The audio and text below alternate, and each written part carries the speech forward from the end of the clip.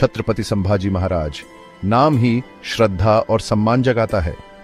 वो एक योद्धा राजा, विद्वान और अटल सिद्धांतों वाले व्यक्ति थे।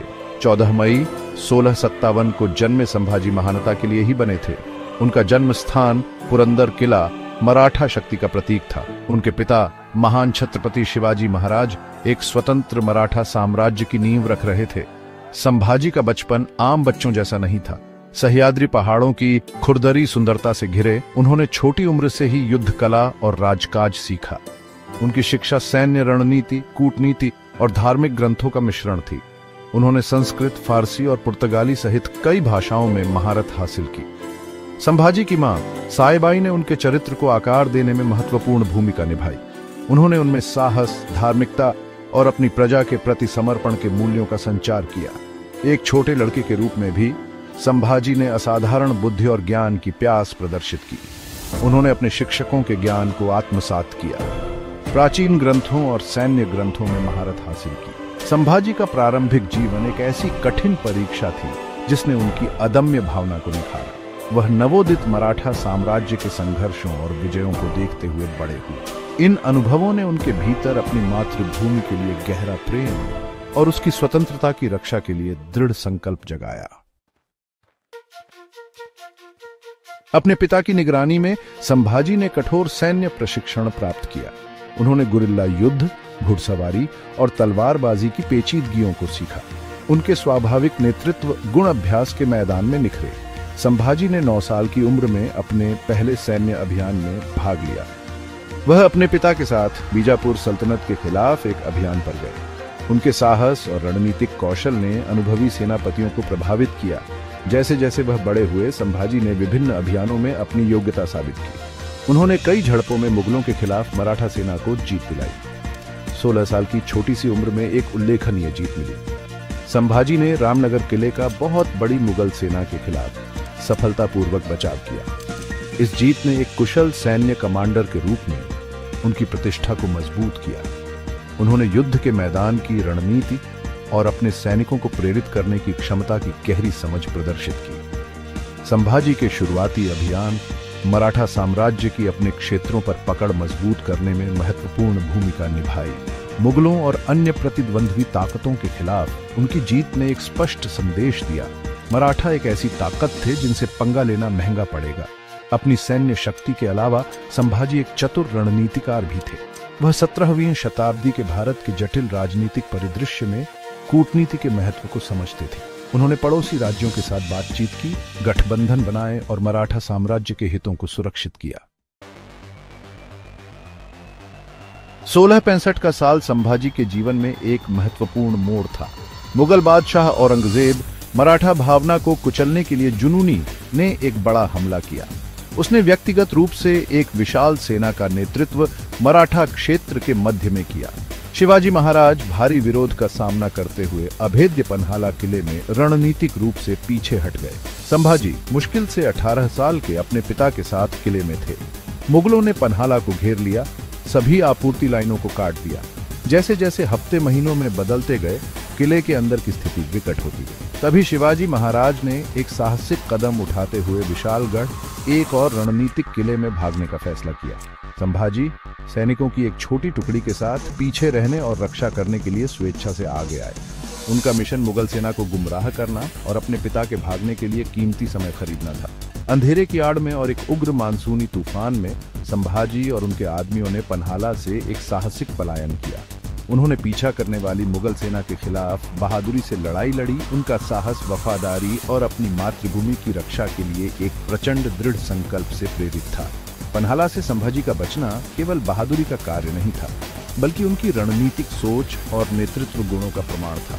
उन्होंने मुगल सेना को सफलतापूर्वक मोड़ दिया, जिससे उनके पिता सुरक्षित विशालगढ़ पहुंच गए। इस घटना ने मराठा इतिहास के इतिहास में संभाजी के नाम को एक बहादुर योद्धा और एक चालाक रणनीतिकार के रूप में दर्ज कर दिया।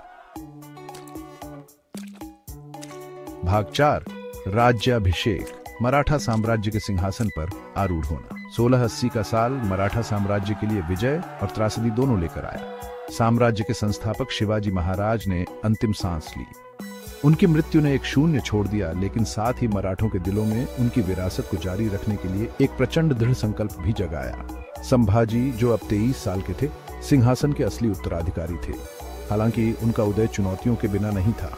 मराठा दरबार के कुछ लोगों ने उनके दावे पर सवाल उठाया और उनके छोटे सौतेले भाई राजा राम के दावे का समर्थन किया। संभाजी ने उल्लेखनीय राजनीतिक कौशल का प्रदर्शन करते हुए प्रमुख मराठा सरदारों या सेनापतियों का समर्थन प्राप्त किया और अपनी स्थिति मजबूत की। 20 जनवरी 1681 को रायगढ़ किले में उन्हें छत्रपति मराठा साम्राज्य के सर्वोच्च शासक के रूप में ताज पहनाया गया। राज्याभिषेक एक महत्वपूर्ण अवसर था।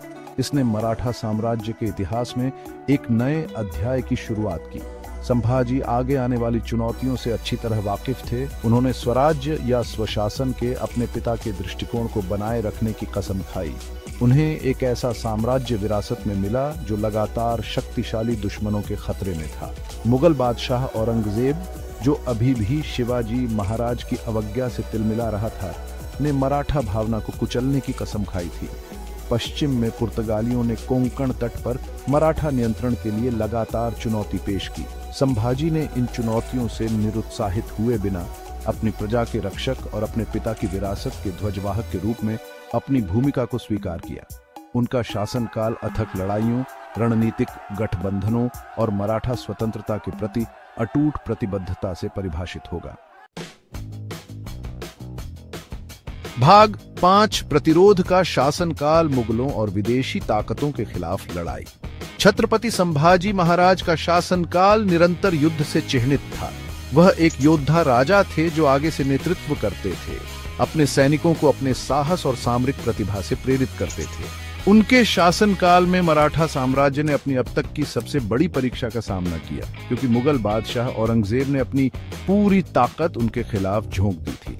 हालांकि संभाजी ने झुकने से इनकार कर दिया। वह समझते थे कि मुगलों के खिलाफ लड़ाई सिर्फ इलाके के लिए नहीं, बल्कि मराठा पहचान और एक स्वतंत्र मातृभूमि के उनके सपने को बचाने के लिए थी। उन्होंने बहुआयामी रणनीति अपनाई। उन्होंने अपने पिता की छापामार युद्ध की नीति जारी रखी, दक्कन के ऊबड़ खाबड़ इलाके का अपने फायदे के लिए इस्तेमाल किया। उनकी सेनाओं ने मुगल आपूर्ति लाइनों को निशाना बनाया, उनकी चौकियों को परेशान किया और अचानक हमले किए, जिससे दुश्मन असंतुलित रहा। संभाजी कूटनीति के महत्व को भी समझते थे।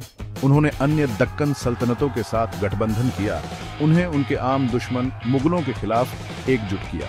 यहाँ तक कि उन्होंने औरंगजेब के खिलाफ उनका समर्थन मांगते हुए अंग्रेजों और पुर्तगालियों से भी संपर्क किया। संभाजी के नेतृत्व में मराठा सेना ने मुगलों के खिलाफ बहादुरी से लड़ाई लड़ी। उन्होंने कई महत्वपूर्ण जीत हासिल की, जैसे वाई, कल्याण और संगमेश्वर की लड़ाई। इन जीत ने न केवल मराठा सेना के मनोबल को बढ़ाया, बल्कि औरंगजेब को एक स्पष्ट संदेश भी दिया, मराठों को आसानी से हराया नहीं जा सकता।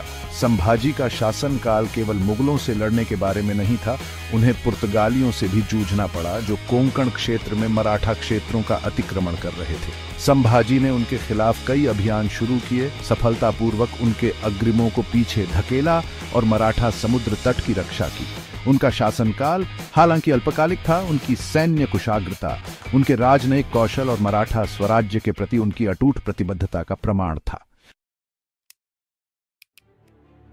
भाग 6, बंदी शेर पकड़ना और कैद। मुगल बादशाह औरंगजेब मराठा भावना को कुचलने में अपनी असमर्थता से निराश होकर विश्वासघात का सहारा लिया। 1679 में उसने संभाजी को धोखा देने के लिए एक मराठा सरदार गणोजी शिर्के को रिश्वत दी।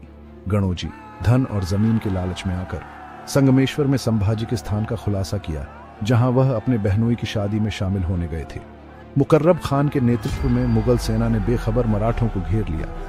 संभाजी अपने विश्वसनीय सलाहकार कवि कलश के साथ 1 फरवरी 1679 को पकड़े गए। संभाजी के पकड़े जाने की खबर से मराठा साम्राज्य में सदमे की लहर दौड़ गई। औरंगजेब, यह मानते हुए कि उसने आखिरकार मराठा प्रतिरोध की कमर तोड़ दी है, ने संभाजी और कवि कलश को जंजीरों में जकड़कर अपने पास लाने का आदेश दिया।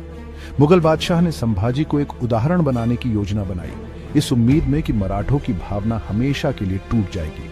बहादुरगढ़ की उनकी लंबी यात्रा के दौरान, जहां औरंगजेब ने अपना शिविर स्थापित किया था, उन्हें अपमान और यातना का सामना करना पड़ा। बंदी होने के बावजूद संभाजी ने खुद को गरिमा और अवज्ञा के साथ रखा। उन्होंने औरंगजेब के सामने झुकने से इनकार कर दिया।